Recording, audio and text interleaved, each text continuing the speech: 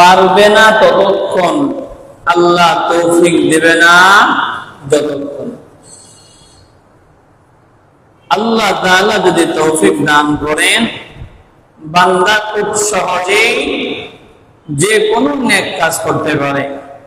নতুবা সহজ কাজ দেখতে মনে হয় সহজ, মনে হয়েছে একদম সহজ, কিন্তু কাজটা যখন বাস্তবে করতে গেলাম এত কঠিন হয়ে গেল, এত বাধার সম্মুখীন হয়ে গেলাম যা কোনো সময় কল্পনা করি নাই।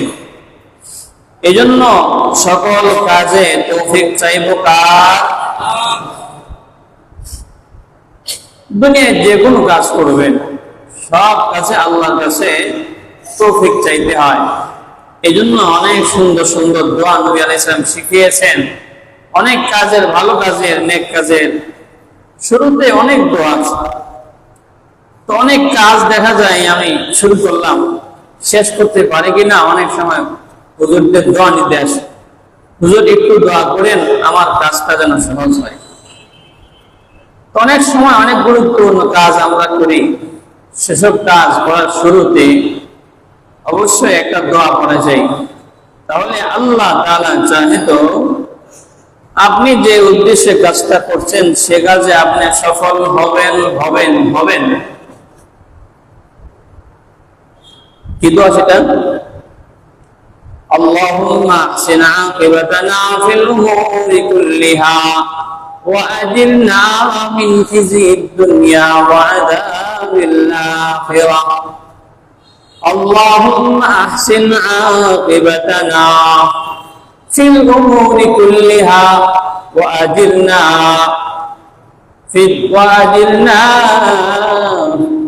اللهم احسن عاقبتنا في الامور كلها واجرنا من خزي الدنيا وعذاب الاخره। দারুণ একটা দোয়া।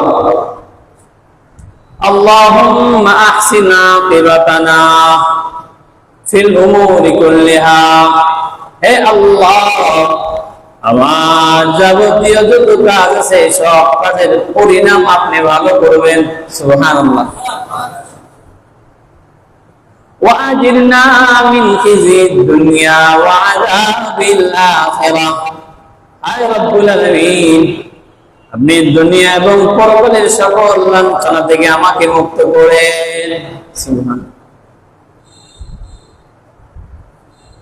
দেখেন কত সুন্দর দোয়া। হে আল্লাহ, আপনি আমাদের সব কাজের পরিণাম সুন্দর করেন, দুনিয়া আখিরাতের সব লাঞ্ছনা থেকে আমাকে হেফাজত করেন, আমাদেরকে হেফাজত করেন।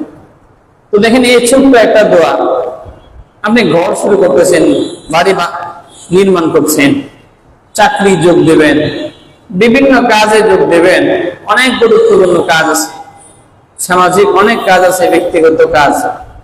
তো অনেক সময় আমরা সুন্দর সুন্দর দোয়া খুঁজি, এই দোয়াটা করতে পারি, এটা পরীক্ষিত।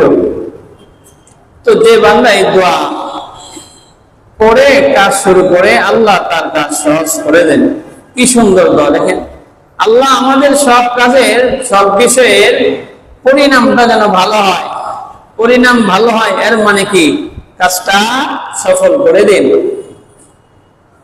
আর ওই কাজের ক্ষেত্রে যদি কখনো কোন লাঞ্ছনা, হ্যাঁ প্রতিবন্ধ, কোন বঞ্চনার শিকার হই, আল্লাহ আপনি হেফাজত করেন। আল্লাহ দুনিয়াতেও আমাকে বিভিন্ন লাঞ্ছনা, অপমান থেকে হেফাজত করেন, পরকালেও হেফাজত করেন। দেখেন ছোট্ট একটা দোয়া, এখানে কি নাই? সব আছে। এই জন্য বলবো আল্লাহুম্মা আহসিন আকিবাতানা ফিল উমুরি কুল্লিহা ওয়া আজিরনা মিন খিজিদ দুনিয়া ওয়া আযাবিল আখিরাহ। এই দোয়াটা বলবো। তো যা বলতেছিলাম যে দুনিয়ায় যত কাজ আছে সব কাজ করার জন্য তৌফিক লাগবে কার? আল্লাহ। আল্লাহ যদি তৌফিক দান করেন, বান্দার জন্য সব কাজ সহজ।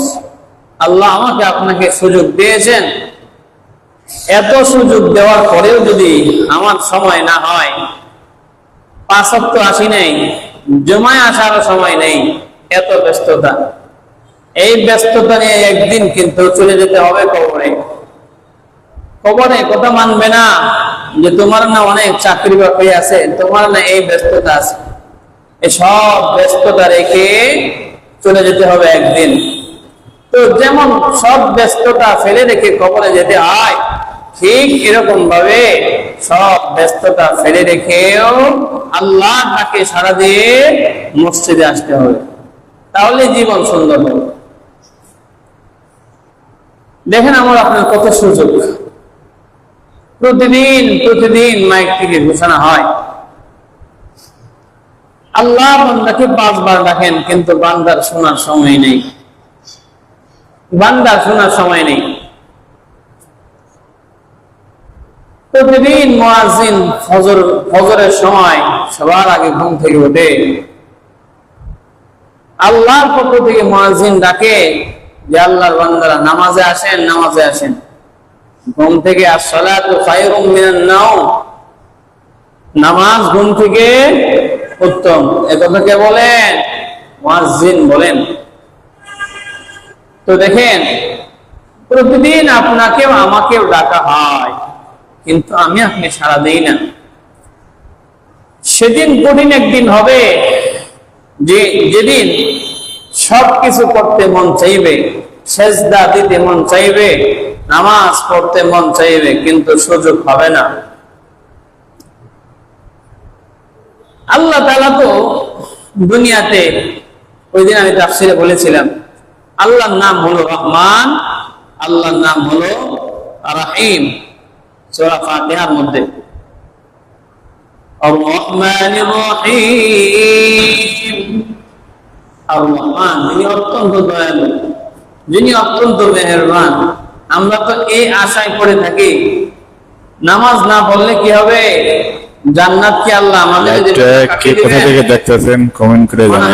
জান্নাত রেজিস্টার করে নিয়ে আসছি, বিষয়টা এমন না।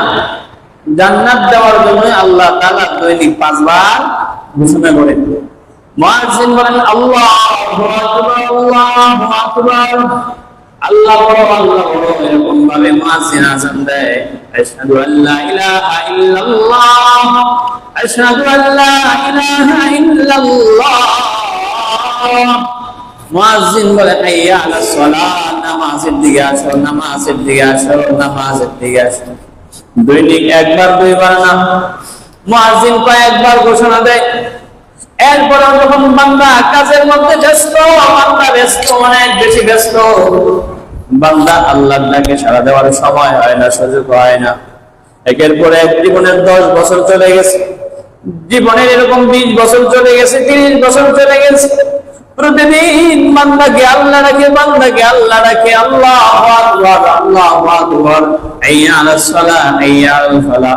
মুয়াজ্জিন এই কথা বলে বলে নামাজের দিকে ডাকে, কিন্তু বান্দার শোনার সুযোগ হয় না। বান্দা শুনেও না, শোনার ভান করে। বান্দা গাড়ি দিয়ে দেয়, আজানের আওয়াজটা যখন কানে পড়ে, বান্দা শুনেও না, শোনার ভান করে। আর কিছু বান্দা আজান শোনার সাথে সাথে মসজিদে চলে আসে।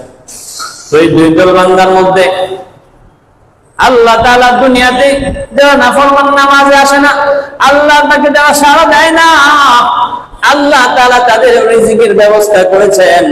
আবার যারা আল্লাহ তাকে সাড়া দেয়, তাদের আল্লাহ রিজিকের ব্যবস্থা করেছেন। কারণ হিসাবটা হবে কিয়ামতে। এই জন্য দুনিয়ার মধ্যে আল্লাহ তাআলা কাঠগড়া বাজারের যেই দোকান থেকে ইমানদার খায়, ওই দোকান থেকে কিন্তু বেঈমানরাও খায়। যে দোকান থেকে মিষ্টি কাফের কিনে, ওই দোকান থেকে মিষ্টি আবার মুসলমান কিনে। যে গাছ থেকে কাফের কিছু খায়, ওই গাছ থেকে মুমিনও খায়। দুনিয়ার যত ফল আছে, যত নিয়ামত আছে, সব নিয়ামতের মধ্যে আল্লাহ কখনোই কাফের মুশরিক মুমিনকে আলাদা করেন নাই। এমন ঘোষণা আল্লাহ কখনো দেয় নাই এখান থেকে শুধু মুমিন, শুধুমাত্র মুমিন খাবে, কাফের খেতে পারবে না। এই সিস্টেমটা আল্লাহ করেন নাই। কারণ হলো দুনিয়াতে আল্লাহর নাম রহমান, রহমান মানে হলো দয়ালু। আল্লাহ তাআলা কাফেরের প্রতি দুনিয়াতে দয়ালু, এরকম ভাবে মুমিনের প্রতি দয়ালু। যারা আল্লাহর ইবাদত করে, আল্লাহ তাদের উপর দয়া করেন। যারা আল্লাহর ইবাদত করে না আল্লাহ তাদের উপর দয়া করেন। দুনিয়াতে আল্লাহ বন্ধু ভালো করে বুঝবেন, আল্লাহ দুনিয়ার মধ্যে যারা মুমিন যারা মুমিন না যারা কাফের তাদেরকেও দয়া করেন, উভয় শ্রেণীকে আল্লাহ দয়া করেন। দুনিয়ার দয়ার মধ্যে কোনো পার্থক্য নাই, কিন্তু কিয়ামতের কঠিন ময়দানে জাহান্নামের ফয়সালা যখন হয়ে যাবে তখন মুমিনরা জান্নাতে যাবে আর নাফরমানরা জাহান্নামে যাবে। নাফরমানরা কান্নাকাটি করবে, একদিন দুই দিন নয়, হাজার হাজার বছর কান্নাকাটি করবে, আয় রব্বুল আলামিন জাহান্নামের কঠিন আযাব সহ্য করতে পারছি না, আয় আল্লাহ দয়া করে মায়া করে একটু কমায় দেন, আযাবটা একটু কমায় দেন। বারবার কান্না করবে, কান্নার কারণে চোখের পানি শেষ হবে, রক্ত ঝরবে, এরপরেও কান্না করবে আর ভাববে আল্লাহর নাম না রহমান, আল্লাহ দয়ালু। এই কথা চিন্তা করে করে বান্দা যখন আল্লাহর কাছে চাইবে, আল্লাহ তাআলা কিন্তু বান্দার প্রতি দয়ার কোনো সুযোগ নেই। বন্ধু ভালো করে বুঝেন, দুনিয়াতে আল্লাহর নাম রহমান, পরকালে আল্লাহর নাম রহিম। রহমান মানে হলো যিনি মুমিনের উপর দয়া করেন, আবার কাফেরের উপর দয়া করেন। রহিম মানে হলো পরকালে যিনি শুধুমাত্র মুমিনদের উপর দয়া করেন, কাফেররা কোনো দয়ার ভাগ পাবে না। নাউযুবিল্লাহ। যখন ফয়সালা হয়ে যাবে জাহান্নামের, এত কান্নার পরেও আল্লাহ তাআলার দয়া হবে না, আল্লাহর দয়া হবে না, মায়া হবে না। কেন মায়া হবে না? কারণ আল্লাহ পরকালে রহিম। রহিম মানে হলো পরকালে যিনি শুধুমাত্র মুমিনদের প্রতি দয়া করেন, কাফেরদের কোনো দয়া নাই, কাফেরদের কোনো মায়া নাই। এই জন্য এই প্রশ্ন করার সুযোগ নাই যে হুজুর আল্লাহ না অনেক দয়ালু, এত কান্নার পরেও কেন আল্লাহ শুনেন না? এই জন্য আল্লাহ তাআলা সূরা ফাতিহায় জানায় দেন, বান্দা আমার নাম দুনিয়ায় রহমান। রহমান মানে হলো সকলের উপরে দয়া করেন যিনি, কাফের মুশরিক মুমিন সকলের প্রতি যিনি দয়া করেন উনি হলেন রহমান। রহিম মানে হলো আল্লাহ তাআলা সকলের প্রতি দয়া করবেন না, বরং কেবল মাত্র শুধুমাত্র মুমিনরাই আল্লাহর দয়া পাবে। সুবহানাল্লাহ। পরকালে দয়া কারা পাবে? মুমিনরা পাবে। তো পরকালে মুমিনরা দয়া পাবে। দয়া কেমন পাওয়া পাবে? জান্নাতে যাওয়ার পরে বান্দা যা চাইবে তাই পাবে, বান্দা যা চাইবে তাই পাবে। ওয়ালাকুম ফিহা মা তাশতাহি আনফুসুকুম ওয়ালাকুম ফিহা মা তাদউন নুজুলাম মিন গফুরির রহিম। ওয়ালাকুম ফিহা মা তাশতাহি আনফুসুকুম, আল্লাহ বলেন তোমাদের জন্য রয়েছে মা তাশতাহি আনফুসুকুম, তোমাদের মন তোমাদের নফস যা চায় তোমাদের জন্য আল্লাহ তা আমি আল্লাহ সব ব্যবস্থা করে রেখেছি। সুবহানাল্লাহ। এখন আল্লাহ যদি বলতেন যে তোমাদের জন্য আমি এরকম কমলার ব্যবস্থা করছি, আঙ্গুরের ব্যবস্থা করছি, এই ব্যবস্থা করছি, এই নিয়ামতের ব্যবস্থা করছি, এটা বলেন না। আল্লাহ কি বলছেন? মা তাশতাহি আনফুসুকুম, তোমাদের মন যা চায় সব পাবে। সুবহানাল্লাহ। বান্দা যখন এরকম ভাবে জান্নাতের মধ্যে গিয়ে বান্দা যখন ফল খাওয়ার জন্য বান্দার মন চাইবে, বন্ধু ভালো করে বুঝেন, বান্দা যখন জান্নাতে যাবে বান্দা ফল খেতে চাইবে, বিভিন্ন খাবার খেতে চাইবে, আল্লাহ তাআলা এত পরিমাণ দয়া করবেন যখন বান্দা চাইবে আল্লাহ আমার তো দুনিয়ায় টাকা ছিল না, পয়সা ছিল না, দুনিয়ার দামি দামি ফলের নাম শুনেছি কিন্তু খাইতে পারি নাই, বান্দা কল্পনা করার সাথে সাথে বান্দার সামনে উপস্থিত হয়ে যাবে। বলেন না সুবহানাল্লাহ। বান্দার সামনে যখন উপস্থিত হয়ে যাবে বান্দা খাওয়ার জন্য চেষ্টা করবে, আল্লাহ তাআলা বান্দাকে খাওয়ার জন্য কষ্ট দিবেন না, বরং সব ফলকে অর্ডার করবেন, যাও তুমি সুন্দর এরকম ভাবে খাবার উপযোগী হয়ে বান্দার মুখের মধ্যে ঢুকে যাও। সুবহানাল্লাহ। শুধু তাই না, বান্দা যখন কোনো নিয়ামতের কথা চিন্তা করবে আল্লাহ তাআলা সাথে সাথে বান্দার কাছে পাঠিয়ে দিবেন। আল্লাহ এজন্য বলেন আ'দাতু লি'ইবাদিয়াস সালিহিন মা লা আইনুন রা'at ওয়া লা উযুনুন সামি'at ওয়া লা খাতারা আলা কলবি বাশার আদাতু ইবাদিয়াস সালিহিন, আমি আমার নেক বান্দাদের জন্য আদাতু প্রস্তুত করে রেখেছি লিইবাদিয়াস সালিহিন, নেক বান্দাদের জন্য। মালা আইনুন রাত, আমি আল্লাহ এমন নিয়ামত, আমি আল্লাহ এমন নিয়ামত আমি জান্নাতে রেখেছি। মালা আইনুন রাত, দুনিয়ার কোন চক্ষু কোনদিন দেখে নাই।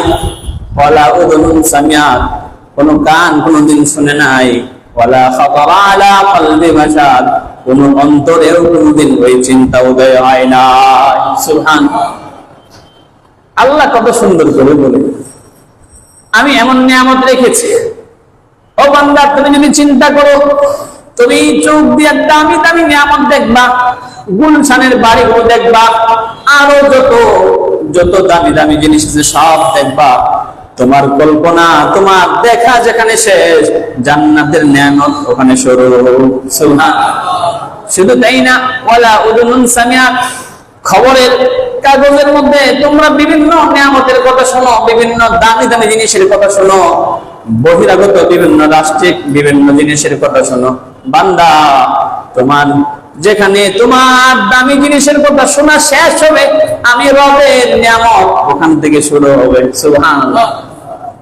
ওয়ালা খাতারা আলা কলবি বাশার, এই বান্দা তুমি যদি চিন্তা করো, তুমি যদি চিন্তা করতে থাকো আল্লাহর নিয়ামতটা কেমন হতে পারে, চিন্তা করতে করতে করতে করতে এক পর্যায়ে তোমার মাথায় কাজ করবে না, মেধায় কাজ করবে না, এমন জিনিস তুমি চিন্তা করবা। কিন্তু তোমার চিন্তা যেখানে শেষ হয়ে যাবে, আমি আল্লাহ ওখান থেকে আমার নিয়ামতের শুরু করেছি। আমি আপনি চিন্তা করে কি পাবো, চিন্তা করে আর কি পাবো?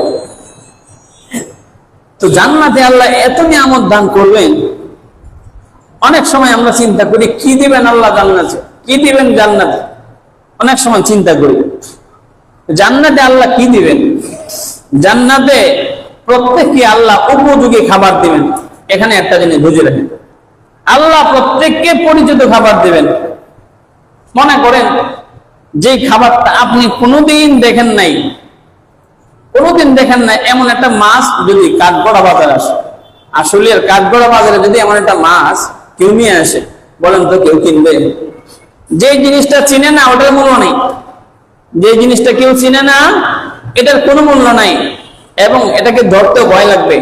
আবার কে কামড় দেয় কিনা, এই মাছটা আবার আক্রমণ করে কিনা, খাওয়া যায় কিনা। অথবা বিভিন্ন ফল নিয়ে আসছে, যে ফল কোনোদিন দেখি নাই, যত এটার গুণাগুণে বলো, কেউ কিনবে?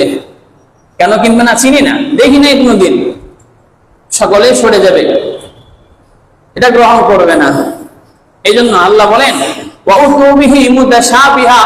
বান্দা তোমাদেরকে আমি নিয়ামত দান করবো, তোমাদের পরিচিত নিয়ামত। কেমন? আমি আপনি পেয়ারা চিনি, আল্লাহ পেয়ারা দিবেন। আমি আপনি এরকম ভাবে পেঁপে চিনি, আমাদেরকে পেঁপে দিবেন। আমি আপনি এরকম আঙ্গুর চিনি, আঙ্গুর দিবেন। আমি আপনি এরকম ভাবে এরকম মাছ, শিং মাছ, মাগুর মাছ, অনেক মাছ আমরা চিনি, এরকম পরিচিত খাবার দিবেন। কিন্তু আল্লাহ তাআলা পরিচিত খাবারের ভিতরে, আল্লাহ তাআলা পরিচিত খাবারের ভিতরে আপনি যখন শিং মাছ নেবেন, শিং মাছ যখন আল্লাহ দিবে জান্নাতের মধ্যে, আপনার মনে হবে যে জান্নাতের মধ্যে শিং মাছ, এটা তো দুনিয়া দেখাইছে। বান্দার মনে হবে আল্লাহ দুনিয়া দেখাইছে, কিন্তু বান্দা যখন এই মাছটা মুখের মধ্যে নেবে, আল্লাহ তাআলা এত পরিমাণ স্বাদ দিবেন যে স্বাদ বান্দা কোনোদিন দুনিয়াতে পায় নাই। এই জন্য আল্লাহ তাআলা দুনিয়ার মধ্যে সব পরিচিত নিয়ামত দান করবেন। যে সমস্ত নিয়ামত দান করেছেন ওগুলো জান্নাতে দিবেন। কিন্তু নিয়ামত যদিও বাহ্যিক ভাবে দুনিয়ার নিয়ামত দিবেন, কিন্তু আল্লাহ তাআলা স্বাদ দিবেন ভিন্ন, স্বাদ দিবেন ভিন্ন। পরিচিত না হলে তো কেউ খাবে না। আঙ্গুর দিবেন, কিন্তু আঙ্গুরের স্বাদটা হবে স্পেশাল স্বাদ, হবে দুনিয়ার স্বাদ না। আল্লাহ তাআলা এমন স্বাদ দিবেন যেটা আপনি কোনোদিন কল্পনা করেন নাই, আমি কোনোদিন কল্পনা করি নাই। এই যে মনে করেন মাছ দিবেন, এমন মাছ যেটা কোনোদিন কল্পনাও দেখছি, রং তো দেখা যায় দুনিয়ার মতোই, কিন্তু স্বাদ এমন হবে যেটা কোনোদিন আমি আপনি কল্পনাও করতে পারি নাই। বুঝতে পারছেন? তো যাক, এটা তো হলো ভিন্ন কথা। তো আমাদের আলোচনা চলতেছিল হজের বিষয়ে, হজের বিষয়ে আলোচনা চলতেছিল। প্রায় 3 সপ্তাহ হয়ে গেল হজের আলোচনা। হজের আলোচনা শুনতে শুনতে শুনতে শুনতে আমরা সবার আগে হজের আলোচনা শোনার সাথে সাথে সর্বপ্রথম যে জিনিসটা আমাদের হৃদয়ে ভেসে ওঠে সেটা হলো কাবা। সেটা কি? কাবা। হজের আলোচনার সাথে খুব সুন্দরভাবে ওতপ্রোতভাবে জড়িত কাবা শব্দটি। এই যে কাবা, এই কাবা আল্লাহর ঘর, চারটা নাম রাখে, তাই না?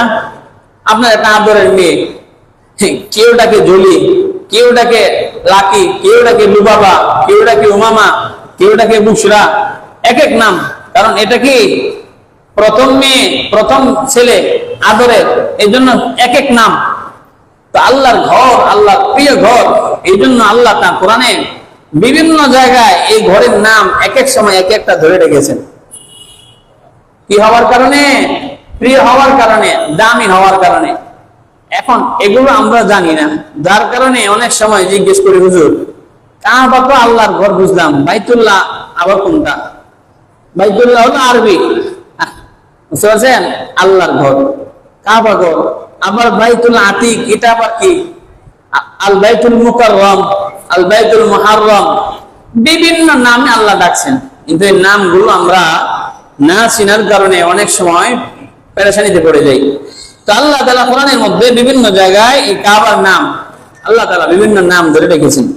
যেমন আল্লাহ তাআলা এক আয়াতের মধ্যে বলেন, জাআলাল্লাহুল কাবাতাল বাইতাল হারাম কিয়ামান লিন-নাস, জাআলাল্লাহুল কাবাতাল বাইতাল হারাম।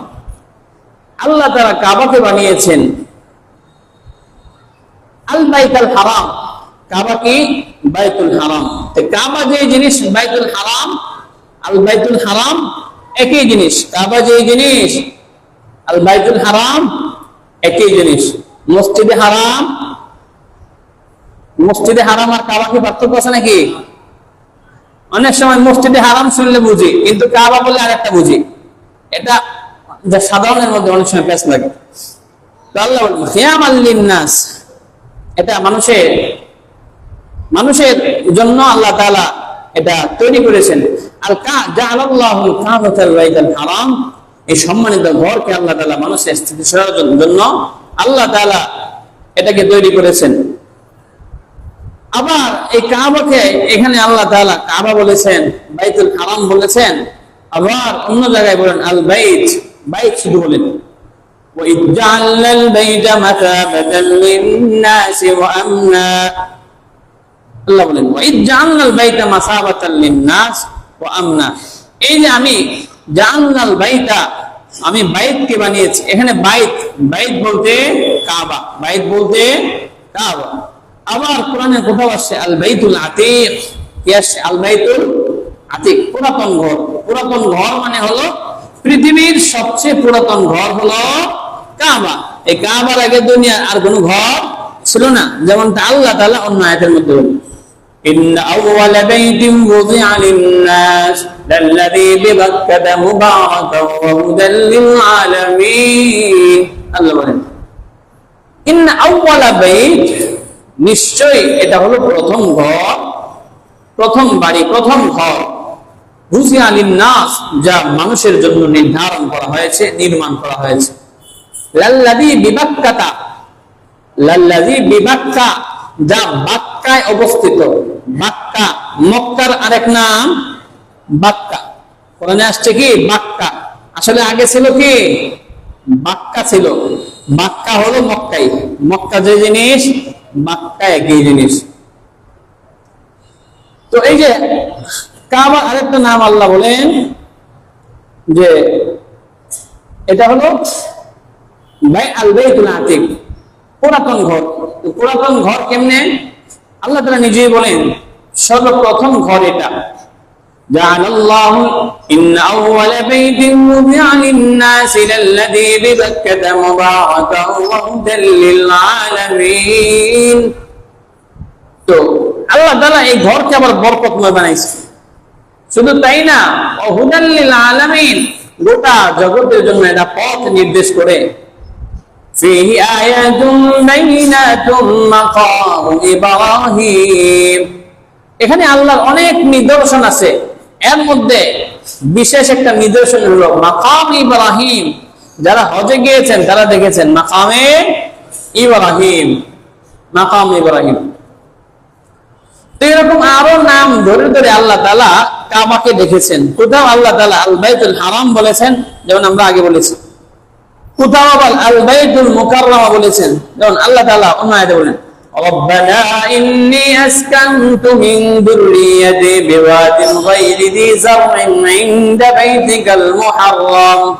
এই যে আল বাইতুল মুহাররম, এখানে এই এতক্ষণ যা বললাম আল বাইতুল আতিক, আল বাইতুল হারাম, আল বাইতুল মুহাররম, কাবা, এরপরে মসজিদে হারাম, এই সবগুলো কি একই জিনিস, বুঝতে পারছেন? এগুলো না জানার কারণে অনেক সময় পেঁচ লাগে।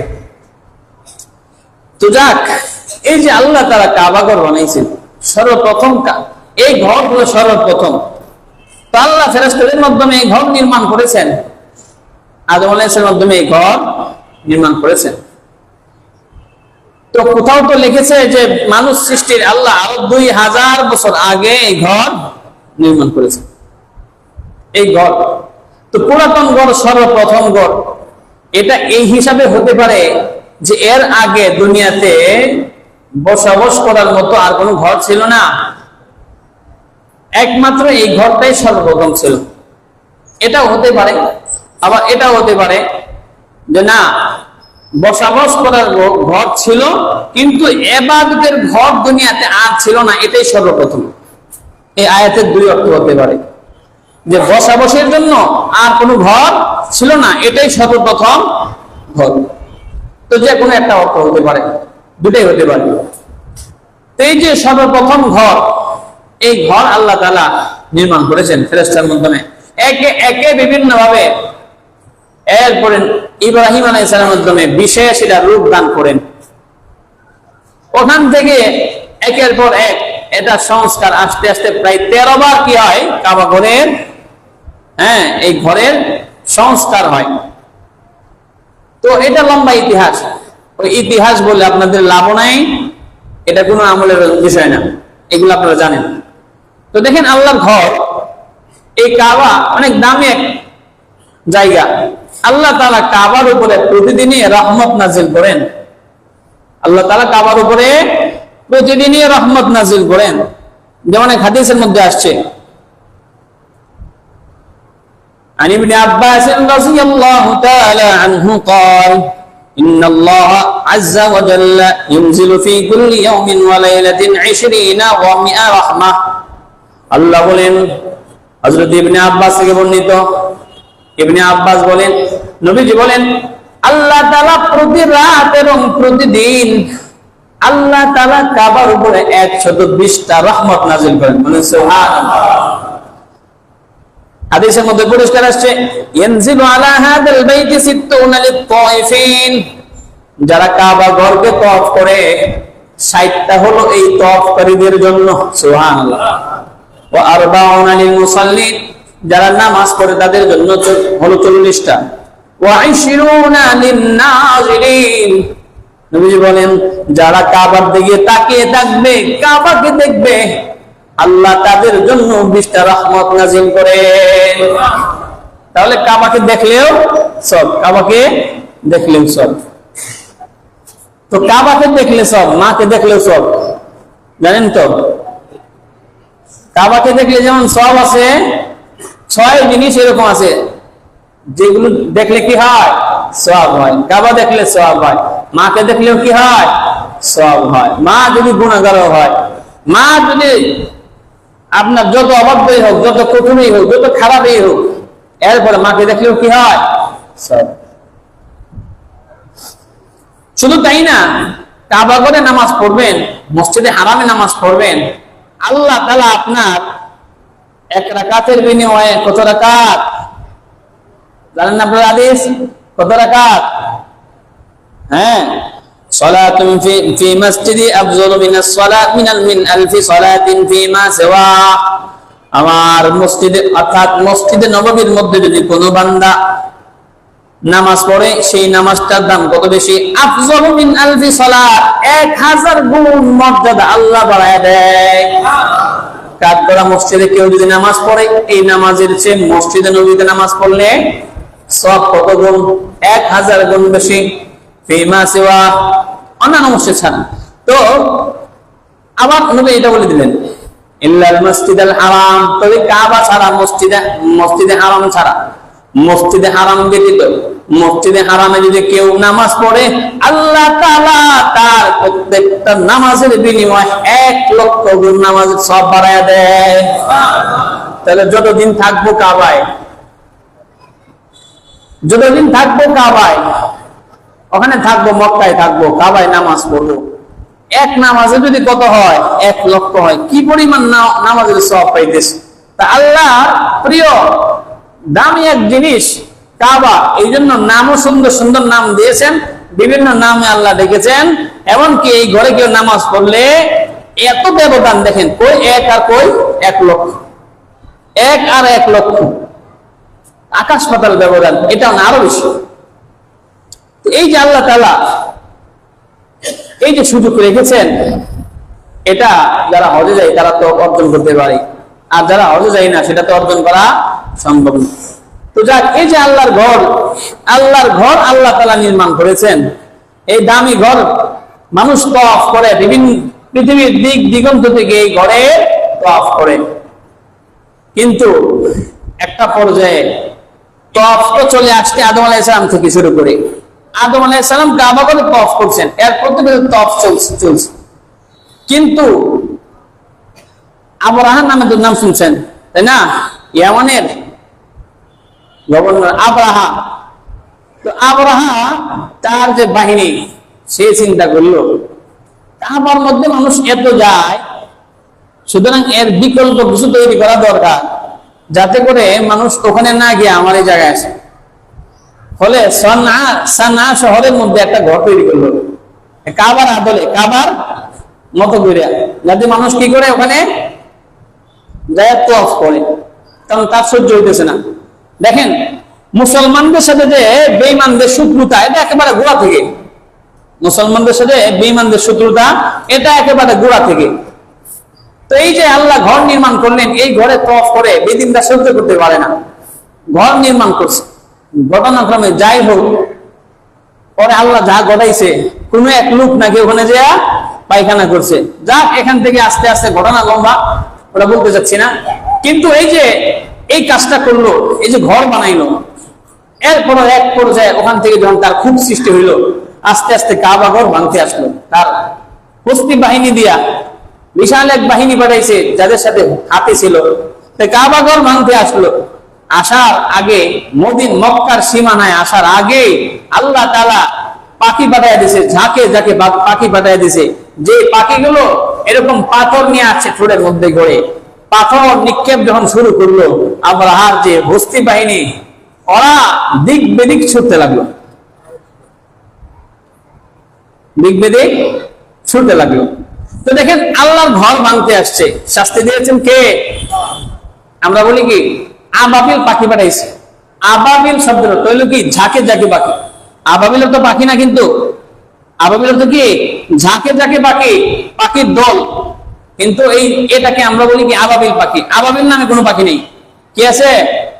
আবাবিল, ওয়ারসালা আলাইহিম তায়রান আবাবিল, ঝাঁকে ঝাঁকে পাখি আল্লাহ পাঠাইছে। তো যাক, এই যে দেখেন আল্লাহর ঘর ধ্বংস করতে আসছে, শাস্তি দিয়েছেন কে? আল্লাহ। আল্লাহর ঘর আল্লাহ রক্ষা করবেন। এখন নতুন করে দেখেন, ওই আবরাহার বাহিনী কিন্তু ভারতে আছে। ভারতের নতুন করে গতকাল দেখলাম আমার দেশে পত্রিকায় 300 মসজিদ ওই বুলডোজার দিয়ে ঘুরাই দিচ্ছে। 300 মসজিদ, কোথাও খবর আসছে যে 300 মসজিদ মাদ্রাসা একেবারে ঘুরাই দিচ্ছে। এই যে আল্লাহর ঘরের সাথে গাদ্দারি, হয়তো সময় বেশি দূরে না, যেমন আল্লাহর ঘরকে এরকম ঘুরাই দিতেছে, আল্লাহ তাআলা খুব দ্রুতই ওর ক্ষমতা নাস্তে নাবুদ করে আল্লাহ তো ওরা ধ্বংস করে দেবে। বলেন আমিন। আল্লাহকে খুব দ্রুত ধ্বংস করে দেবে।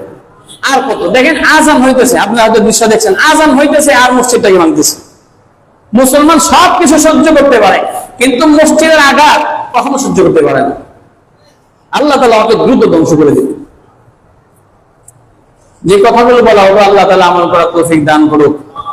সকলে বসে তো ভাই দেখেন, একে একে করে সময় চলে যাবে, এভাবে আমার আপনার দিনটি চলে যাবে। কারো হায়াত কারো মতের কথা কেউ বলতে পারে না। তা আজকে আমি আপনি আসি, কালকে থাকবো কিনা জানা নেই, কেউ কোনো কিছু গ্যারান্টি দিতে পারে না। তো টাটকা যুবক মানুষটাও অনেক সময় বাড়িতে গেছে, ওই দিন এক লোক আসলো, টাটকা যুবক গার্মেন্টস চাকরি করে, আইসা সমস্যা, কি সমস্যা? হুজুর এই সমস্যা। তো যে টাটকা লোকটা এই টাটকা লোকটা বাসা থেকে আইসা বলতেছে হুজুর সমস্যা। তো আমার আপনার এই যে আল্লাহ তাআলা এই পর্যন্ত হায়াত দিয়েছেন, এই জন্য খুশি না বেজার? খুশি। শুকরিয়া আদায় করবো কার? আল্লাহ। এই যে হায়াত দিয়েছেন, আমাকে আপনাকে সুস্থ রেখেছেন, এই জন্য আল্লাহ তাআলা শুকরিয়া আদায় করতে হবে।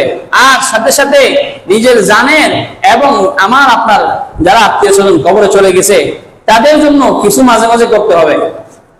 বুঝতে পারছেন? আল্লাহ যে আমাকে সুস্থ রাখছেন, এই সুস্থ রাখার জন্য একটা শুকরিয়া আছে না?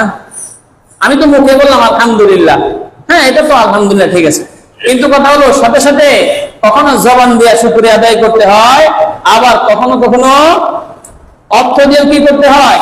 শুকরিয়া আদায় করতে হয়। আল্লাহ, অনেক মানুষ এমন আছে যারা হাসপাতালে বেডে শুয়ে আছে, আল্লাহ তুমি যে আমাকে সুস্থ রেখেছো, আল্লাহ এখন তুমি যদি আমাকে অসুস্থতা দান করতা, অসুস্থ বানাইতা, তাহলে তো আমার 5,000 টাকা চলে যেত। আল্লাহ তুমি আমাকে সুস্থ রাখছো, আল্লাহ মসজিদে আমি 100 টাকা দান করলাম। বলেন তো আল্লাহ খুশি হবে কিনা? এখন বিপদে পড়ে যখন আপনি 5,000 দিচ্ছেন, ওই 5,000-এর দাম বেশি নাকি বিপদ ছাড়া আপনি 100 দিচ্ছেন ওটার দাম বেশি?